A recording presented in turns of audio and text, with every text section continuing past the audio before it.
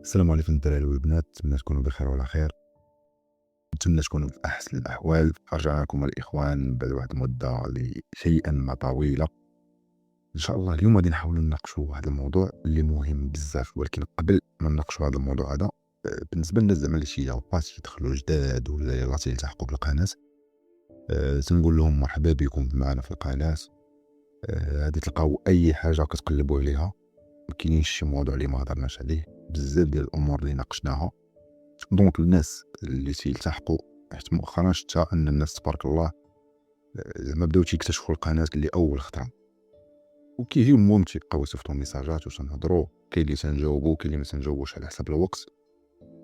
من الاحسن مره يضربوا طليري يشوفوا شنو كاين في القناه، يشوفوا المواضيع باش ما نبقاوش نعاودوا حنا في نفس المواضيع، نديروا عطا الله ما يتقال. بزاف ديال الامور اللي مازال ما ناقشناهمش خصنا نناقشوهم باش ما نحاولوش نبداو نعاودوا نهضروا في نفس المواضيع اللي كنا نهضروا فيها قبل.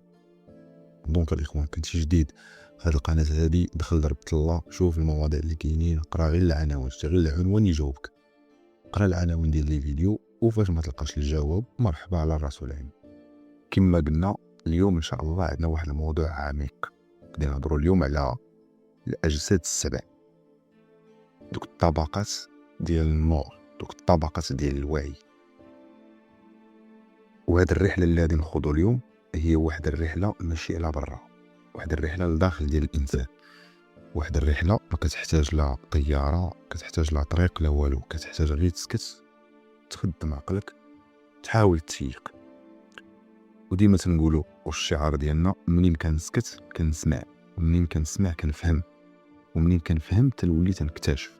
وشنو غادي نكتشف؟ غادي نكتشف بان الانسان ماشي غير لحم ودم، بل هو 7 طبقات، 7 اجساد، 7 ديال الطبقات ديال النور، 7 مراحل في الفهم، ادنى مستوى لاعلى مستوى، من الكثافه للوعي. اول جسد معنا اللي هو البدايه، اللي هو الجسد المادي.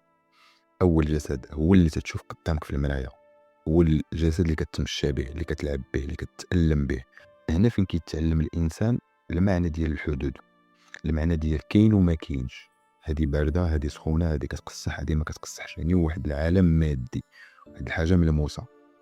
الجسد المادي هو ديك المدرسه ديالك الاولى، كل عرق وكل عضله وكل خليه فيه كتقول لك انا خدامه باش الروح ديالك تتعيش التجربه. ولكن المشكل فين كاين، او بزاف ديال الناس حبسوا هنايا، كيقولوا وتيظنوا ان الناس وكيظنوا ان الانسان هو هذا الجسد فقط.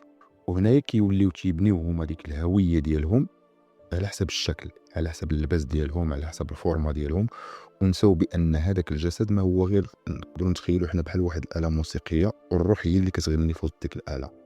يعني هو واحد السياره او واحد المركبه اللي من خلالها الروح غادي تعيش هذه التجربه هذه الماديه. دونك هذا الجسد المادي هو الجسد ديالك. باش نسهل عليك، عندنا الجسد الحيوي او الجسد الطاقي. هنايا ملي كتكون انت حي، ماشي غير لانك كتنفس، ولكن لان الطاقه هي اللي تتمشي فيك، وهي اللي كتسمى بالنفس.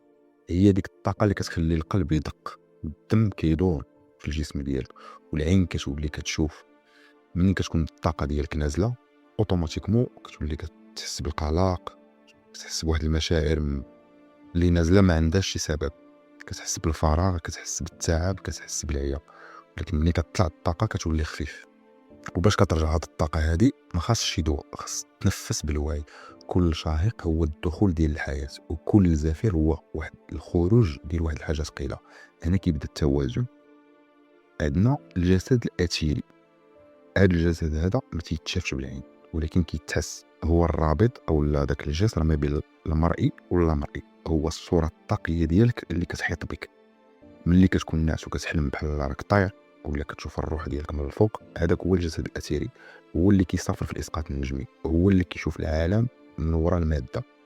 وهذا الجسد هذا كيحتفظ بكاع الاحداث اللي مريتي بها، حتى ولو نسيتيها، حتى ولو نسيتيها بالعقل كتلقاها محفوره عندك كذبذبات. ملي كتادى هاد الطبقه هذه كتولي كتحس بواحد التعب، كتولي كتحس بواحد الضياع بلا معنى. ولكن ملي كتنقى هاد الطبقه هذه كتولي كتشوف النور في اي حاجه، كتولي كتحس قبل ما تعرف. وعندنا الجسد العاطفي. هذا الجسد هذا هو داك البحر اللي ساكن فيك، البحر ديال المشاعر، الفرح، الحزن، الغيرة، الخوف، الامل، الحنين، الحب. مني كيكون واحد التوازن كتكون واحد الامواج هادئه، لكن ملي كتغرق في الغضب او لا في التعلق كيولي داك البحر بحال واحد الطوفان، بحال كتنوض فيه تسونامي. الناس اللي كيكونوا حساسين بزاف كيشدوا الطاقات من الناس بلا وعي منهم، كيحسوا باللي الطاقه ديالهم كتمص لان البوصله ديالهم مفتوحه بزاف. والمفتاح هنايا ماشي هو انك تسد القلب ديالك، ولكن كتنظف ديك الموجه، كتسمح للمشاعر ديالك انها تدوز، ما تحكمش عليها، ما تحبسهاش. كل احساس جا باش يقول لك راه كاينه واحد الحاجه انت ما فهمتيهاش، كاين واحد النور خصك تشوفه. وعندنا الجسد الفكري، هنا كيبدا الضجيج، العقل اللي ما تيسكتش، اللي باغي يفسر اي حاجه ويحكم ويفهم ويحلل. هذا هو اللي كيسول علاش وكيفاش وفوقاش غادي ندير فوقاش ما غاديش ندير.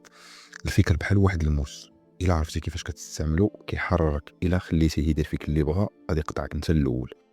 الفكر ماشي هو الحقيقه، الفكر هو داك المترجم ديال الحقيقه.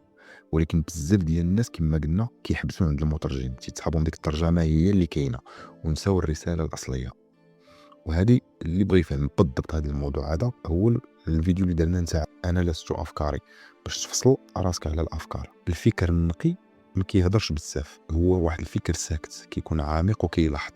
ملي كتعلم تشوف واحد الافكار كانها بحال السحاب، كدوز وكتخلي واحد السما صافيه، كتولي هنا السيد ديال العقل ديالك ماشي العبد ديالو. وعندنا الجسد الروحي، هذا الجسد هذا هو الانا العليا، هو اللي كيكون عارف الطريق حتى ولو كيكون شادك الضياع. منين كتسكت كتسمع واحد الصوت خفيف تيقول لك ما تخافش، كل شيء كان مهم، كل شيء كان ضروري. هذه هي الروح، هذا هو الصوت ديال الروح اللي تيكون تيجي تيواسك، كيقول لك خاصك تمر من داك الظلام باش تشوف النور. الروح ما كتعاتبكش، ما كديرش الحساب للزمن او للذنب، كتشوف كطفل صغير كيتعلم انه يمشي عادي، وكل طيحه كطيحه عندها واحد المعنى.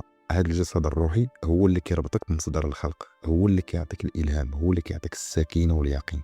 وعندنا الجسد النوراني، هو الطبقة الأخيرة وهو الأصل والأول، ما عنده لا لون لا شكل لا صوت، هو الوعي الخالص اللي كان قبل الزمان واللي غادي يبقى من بعد أي حاجة. هذا الجسد هذا ما كيتألمش ما كيتبدلش، هو واحد النور اللي كيسكن في كل خلية منك، هو الروح اللي فيك.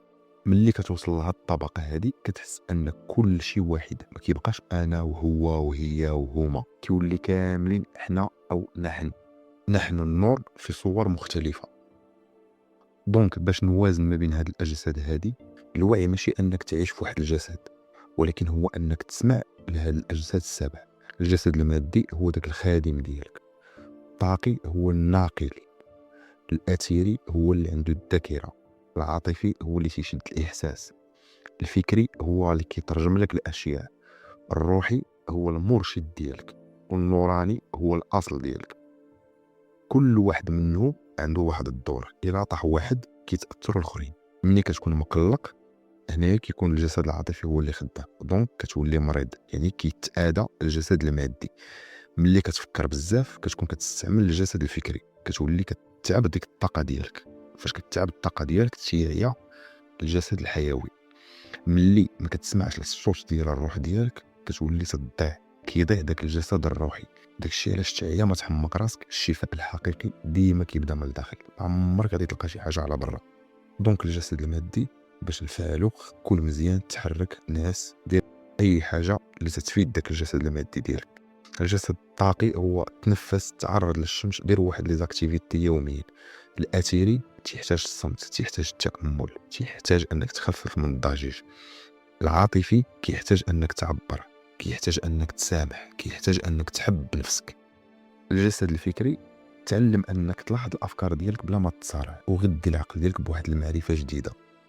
الجسد الروحي كيبغي واحد الصله بصدق، تبغي تتامل في خلق الله، كيبغي تكتب المشاعر ديالك. الجسد النوراني كيقول لك كن فقط، كن انت بلا اقنعه. دونك في النهايه الاخوان ما كاين لا صعود لا نزول، كاين التذكر. الرحله كلها ماشي باش تولي شي حاجه، ولكن باش تتذكر شنو اللي كنتي قبل. الانسان ماشي واحد المشروع ناقص، الانسان هو واحد التجربه ديال واحد الوعي في العالم المادي. جيتي للارض باش تتعلم ماشي باش تهرب، جيتي باش تحب ماشي باش تحكم على الناس، باش تشوف النور حتى وسط الظلام. كل ما نزلت الكثافه ديال المشاعر كل ما تزاد النور ديالك. ومنين كتسكت كتسمع النفس ديالك كتهضر، كتقول لك انا لست الجسد، انا لست الفكره، انا النور اللي تيشهد هذا الشيء هذا كامل.